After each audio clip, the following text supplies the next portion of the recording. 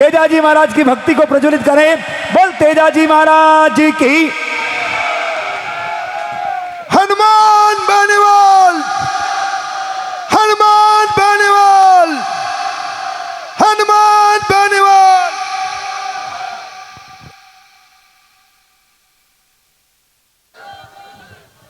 सालवा के अंदर 2-3 जोरदार जयकारे लगाए। जब बोले तेजाजी महाराज की। आज सबसे पहले तो मैं माफी चाहूंगा आपसे कि 5-7 घंटा देरी हो गई। मुझे जल्दी आने का कार्यक्रम था, लेकिन पिपाड़ के अंदर एक हमारी किसान की बेटी जिसके कॉलेज का कार्यक्रम था, बाद में समय नहीं मिलता। और आप लोगों ने, सालवा वालों ने कहा कि हमें उसी दिन कार्यक्रम करना है, चाहे लेट हो जाए। और इस बरसात के अंदर, दिन के अंदर मेरे पास सूचना थी कि 40-50 हज़ार लोग सालवा के अंदर हैं। मैं आप सबके दर्शन नहीं कर सका, लेकिन मैंने कहा चाहे रात पड़ जाए, मुझे सालवा जाना है। आप रोज़ सोशल मीडिया पर देखते हैं कि कल मेड़ता से लेकर रात में नागौर के अंदर पहली बार रात को 12 बजे तक मैं मीटिंग ले रहा था नागौर की समस्याओं को लेके। और 2 बजे आके मैं घर आया और सुबह उठते ही फिर मेला सा भर जाता है। उनको सुनने के बाद मैं पिपाड़ गया। आते आते मुझे देरी हो गई।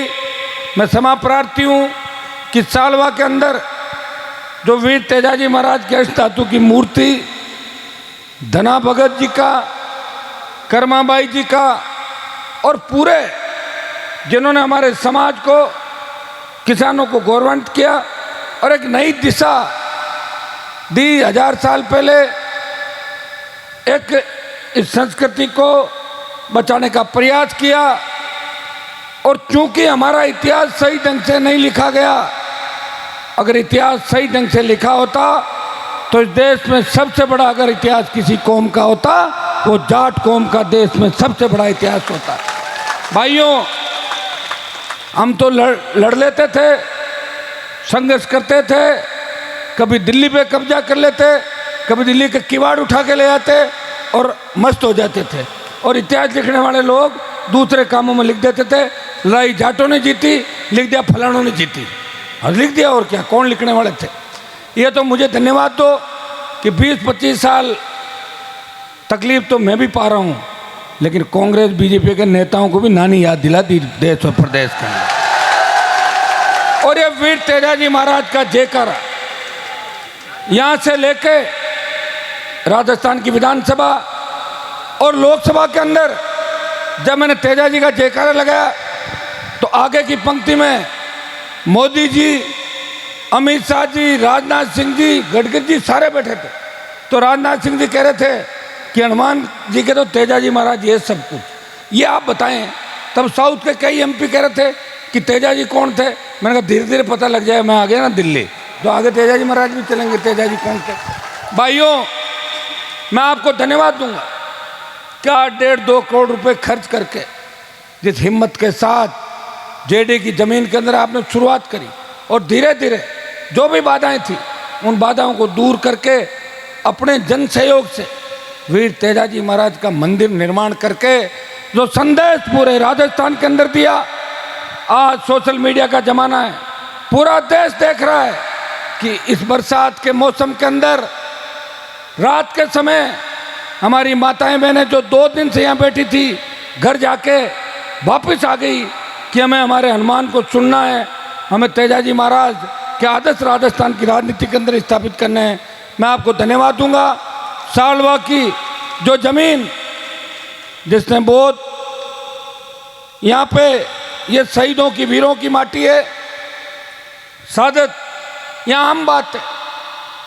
700 से ज़्यादा यहाँ पे सेना के अंदर फौजी, जो आर्मी में, आर्मी के अंदर 700 से ज़्यादा फौजी। ये वीर भूमि है।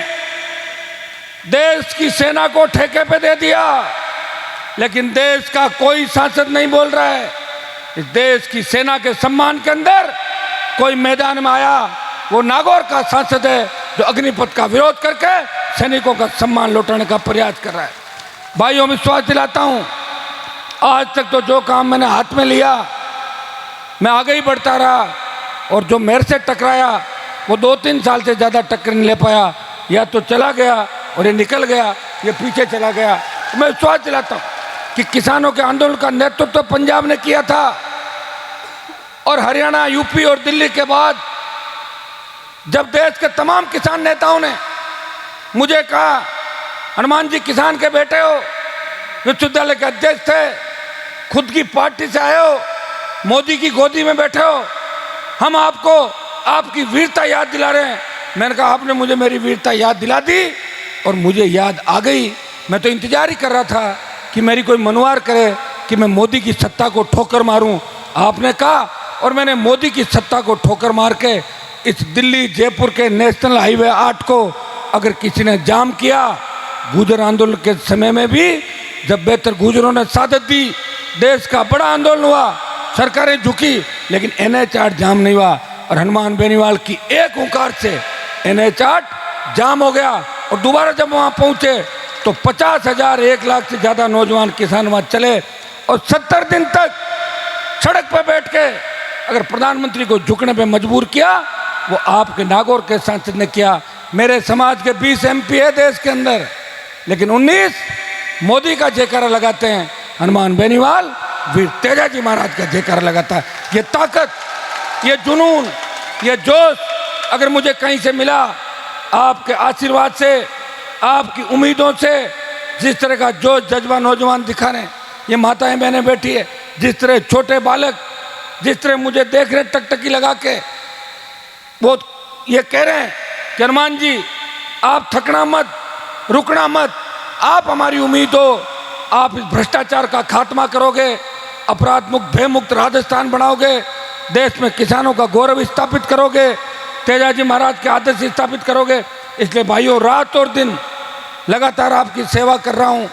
एक व्यक्ति हूँ जो गांव की स्कूल से पढ़ा, कॉलेज विश्वविद्यालय के अंदर गया, वहाँ समाज को गौरवान्वित किया, और पिछले 25 साल से भूखा प्यासा लड़ाई लड़ रहा हूँ। हर उस व्यक्ति जो मेरे पास आ गया, कभी मैंने मना नहीं किया, ये काम नहीं होगा, प्रयास करता हूँ। और 100 में से 60 नंबर आते हैं फर्स्ट डिवीज़न, और 75 आ जाते हैं तो D मिल जाती है। 100 में से 80 काम तो मैं कर ही रहा हूँ राजस्थान के अंदर। ये आप अच्छी तरह जानते हो कि जो आता है उसका करीब करीब काम होता है। लोग रोते हुए आते हैं और हंसते हुए मेरे घर से जाते हैं, उनकी पीड़ा मिटाने का प्रयास मैं कर रहा हूँ।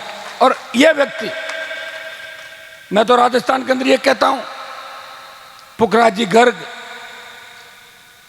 2 शेड्यूल कास्ट से आते हैं, राष्ट्रीय लोकतांत्रिक पार्टी का गठन हुआ, और पार्टी का गठन करके सत्ता में मुझे नहीं आना था।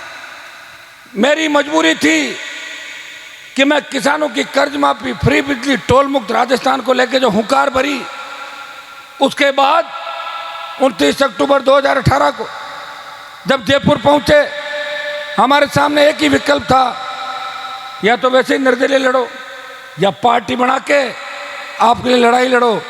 भाइयों, पार्टी बनाई और 1 महीने के अंदर चुनाव हो गए। पार्टी बनाने के बाद टिकट भी बांटे, और टिकट बांटते समय मेरे समाज के साथ साथ उन तमाम किसान कौमों का ध्यान रखा कि मेरी पार्टी की वजह से कोई किसान का बेटा बलि नहीं हो जाए, किसी का बलिदान नहीं हो जाए। सबकी मदद करी। और आपके बगल में जो ओसियां विधानसभा क्षेत्र है, मुझे अच्छी तरह याद है जब राजू खोजा, पहले दिव्या मदेना के बहुत नज़दीक हुआ करता था राजू, और राजू ने कहा, खड़ो रुको रुक, राजू ने कहा कि भाई साहब महिपाल जी जेल के अंदर है, लीला जी अकेली है, चुनाव जिताना पड़ेगा, घर में कोई आदमी नहीं है। तो मैंने कहा लेकिन ये इसका नाम दिव्या है, जीता भी देंगे तो अपने ही खिलाफ होगी। बोले एक बार हमारी बात रख दो। रख दी बात, नहीं खड़ा किया ओसिया के अंदर। कोई लूणी से कह रहा था ऐसे करो, कोई लो आउट के अंदर कह रहा था कि हनुमान जी आप कांग्रेस की मदद करो, क्योंकि मेरे पुराने हिसाब किताब थे लो आउट के अंदर। कर दी मदद। ऐसी मदद बाड़मेर के अंदर जो मेरे खिलाफ आरोप लगा रहे हैं, वो ये भूल गए कि रात को 12 बजे किस तरह हनुमान बेनीवाल को मनाने के उन्होंने प्रयास किए। और मैं खुद 22 के अंदर मेरा दूसरा फार्म नहीं भरा, अगर 22 से मैं फार्म भरता तो आज उनकी आवाज़ दबी रह जाती, दूसरे तीसरे नंबर पर वहाँ रह जाती 22 के अंदर। मैंने हर उस व्यक्ति की मदद करी जिसको मदद की आवश्यकता थी, मेरी कौम का ध्यान रखा, किसान का ध्यान रखा और सच्चे व्यक्तियों का ध्यान रखा। पार्टी की परवाह नहीं की। 9 लाख वोट आए पार्टी के, 200 सीटों में लड़ा था। पार्टी के 20 लाख वोट आते, अखबार में आता कि आरएलपी ने 20 लाख मत प्राप्त किए। मेरी बात तो जब ही रहती। अब जिन जिन को चुनाव जिताया, जिनकी मदद करी, अब वो चौराहे पे कह रहे हैं कि हनुमान जी को हम जीत नहीं देंगे। अरे तुम क्या मुझे नहीं जीतने दोगे?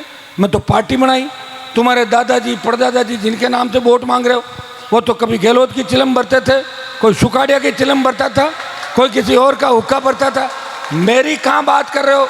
मेरी बात ही मत करो। मैं तो चुनाव तुम्हें जिता दिया, पार्टी बनाई और पार्टी बना के 57 नए नेताओं को राजस्थान में चुनाव लड़ाया, 49 जगह गया और शेड्यूल कास्ट के 2 विधायक जिता के। बसपा नहीं जिता पाई शेड्यूल कास्ट के विधायक। हनुमान बेनीवाल की आरएलपी पार्टी से, मेड़ता से इंदिरा बावरी और भोपालगढ़ के मेरे किसान और जवानों ने मुझे मजबूती देने के लिए पुखराज जी को घर बैठे लेके आए, टिकट भी दिलाया और जिता के राजस्थान में संदेश दिया कि राष्ट्रीय लोकतांत्रिक पार्टी किसान के साथ साथ शेड्यूल कास्ट की भी पार्टी है, ये संदेश दिया। और भाइयों, हनुमान बेनीवाल के नाम राजस्थान में वो रिकॉर्ड बना कि एक व्यक्ति जिसने अपनी पार्टी बनाई, गठबंधन किया, आपको पूछ के कि किसके साथ करना है, आपने कहा मोदी जी के साथ करना है।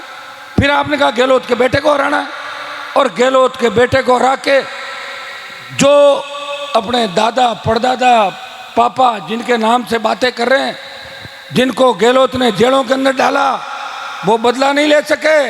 हनुमान बेनीवाल ने पूरी किसान कौम का बदला सूद सहित गहलोत के बेटे को हरा के जोधपुर के अंदर लिया।